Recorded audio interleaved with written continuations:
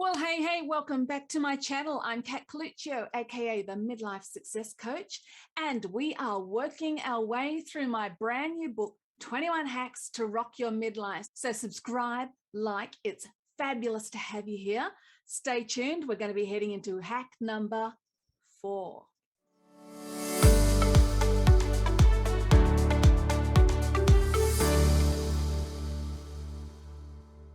So we're moving into the second section of our model that the 21 Hacks to Rock Your Midlife book is based on. Now, remember our first section with our first 3 hacks was awakening. Now, this second one is releasing. We need to release what's gone before we can really start to create space and step into a wonderful, amazing midlife, second season, whatever you want to call it. So are you ready for hack number 4? Hack number 4 is called Let Go of the Baggage. So I have a number of girlfriends who have found themselves single at midlife, be that through choice or through circumstance. They're single. And some of the braver ones have entered into the dating world. Now, I take my hat off to these girls, and I am incredibly grateful that I'm still married to my husband after all these years, because man, these girls get some rough deals when they're trying to find a nice person in the online world. You see, the reality is there's no one at midlife who doesn't have some kind of baggage. And it seems that most of these guys on Tinder or Bumble or whatever these other apps are certainly have a lot. Now, the reality is all of us walk around with a certain amount of baggage, stuff that we've accumulated over the years.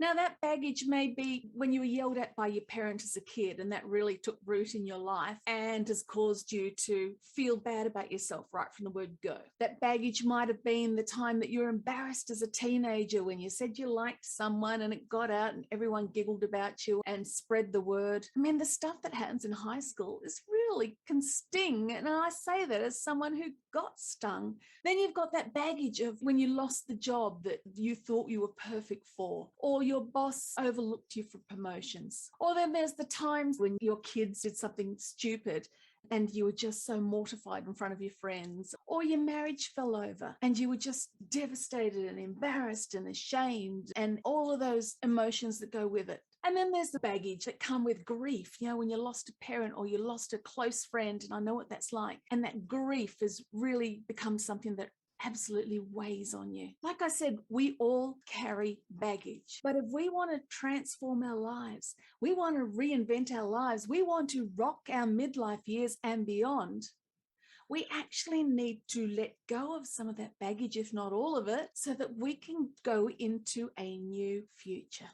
You see, the problem with baggage is if you carry it for so long, think of it as like, physical suitcases. When you've traveled and you've got bags and suitcases, it's an absolute nightmare. And you try to run to get through an airport with all this stuff. It's hard, isn't it? And that's what life is like. It's actually hard when you're carrying all this emotional baggage. And the problem is some of that baggage, if you keep carrying it, it's like it becomes part of your character. And you end up with these roots of bitterness, and you find yourself becoming so pessimistic. You know those people, those ones where if you go to them, oh my gosh, isn't it a beautiful day today? They go, yeah. But you've seen the weather report? Yeah. That shoot down everything. I've had this great idea for a business. Who the hell do you think you are? Like you're in your 40s, you're in your 50s. Really? You become that person that pours cold water and all of the dreams and all of the life around you. And that's directly related to that baggage that you're still carrying in your heart. It's let you become bitter. And then what comes with bitterness? Envy. That's where the good old confirmation bias kicks in too, because then everything you see on Facebook are all these other people doing things that you either wanted to do or that you sort of do, and doing it so much better. And instead of feeling happy for them, you're envious, because under that envy is bitterness, and under that bitterness is all that baggage that has been where you've been hurt or embarrassed or mortified or ashamed.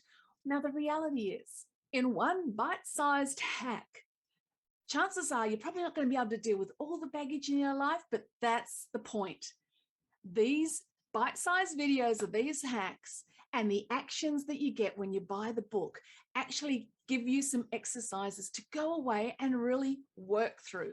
We talked about your life audit in the last hack, and that's such a brilliant exercise. And that's where you can actually start to pinpoint those areas in your life where maybe you are carrying baggage. Maybe career was one of the things that rated really low for you in that life audit. And I tell you, if you don't know what I'm talking about, make sure you go back and watch the video before. Hack number 3, audit your life.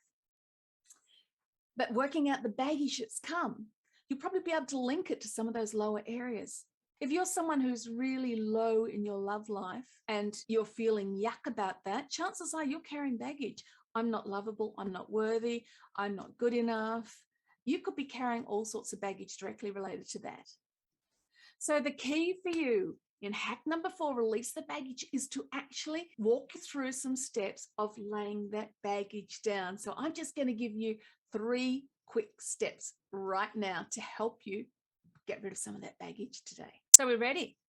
Step number 1, realize, acknowledge, accept that you've made mistakes, that it hasn't all been life happening to you where you were always the victim. It's part of this getting real thing, isn't it? Realize, accept, acknowledge that you've made mistakes. Number 2, feel the grief. If you've been carrying baggage of hurt and disappointment and shame and embarrassment to all these things in your life, it's actually okay to feel the grief. It may be a matter of writing those things down, all of those things that you've been carrying. It may be the loss of a parent, it may be the bitterness, the hurt from your divorce, it may be hurt from losing a best friend, or it could be where you know that you did the wrong thing to someone and you've been carrying all that baggage. Write it all down and feel that grief. It's okay to go, actually, yeah, I'm really hurting over that. Yeah, I'm sad over that. And acknowledge it.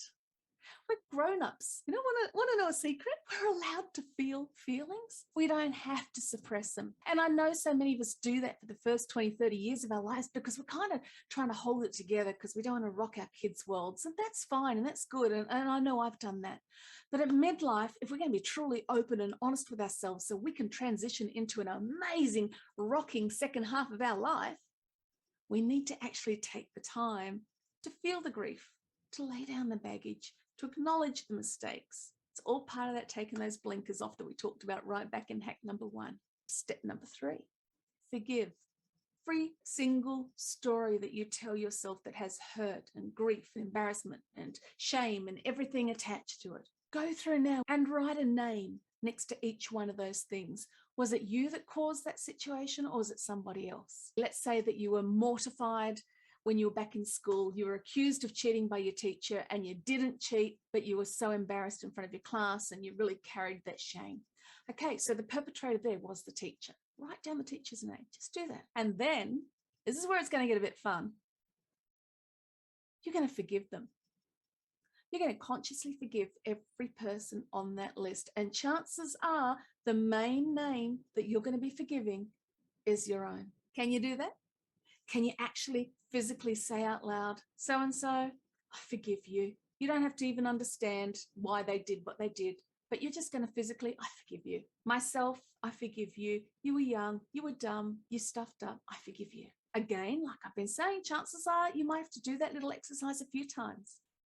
You may well need to go find a professional to work through anything that's particularly bad. And I do mention that throughout the book. So particularly if you're talking about abuse that's happened, I just want to put that disclaimer in there. This isn't professional therapy. This is a motivational book to help you get from A to B. If you've got deeper issues, you make sure you reach out for a professional. If you're stuck finding one, shoot me a message because I'll put you in contact with a few really credible people that I'm aware of. Okay, once you've done that, you cross those names off that list, tear that list up, burn it, throw it out, whatever. There's nothing magical in that. There's nothing woo-woo in that. It's just a physical act that represents that you're now getting rid of that baggage. You're putting it down, you're releasing it, and you are ready to move forward into your amazing midlife season. I'd love to hear how you go. Remember, I'm giving away that free workbook, your core values, which are going to be critical for you in mapping out where you want to go next. So grab that, the link's below. Let me know. This is a particularly challenging hack to do, but let me know if you've been able to lay down your baggage so that you can rock into the rest of your life. I'll see you on the next hack. Make sure to subscribe. Ring that bell, be notified when the next episode drops of the 21 Hacks to Rock Your Midlife.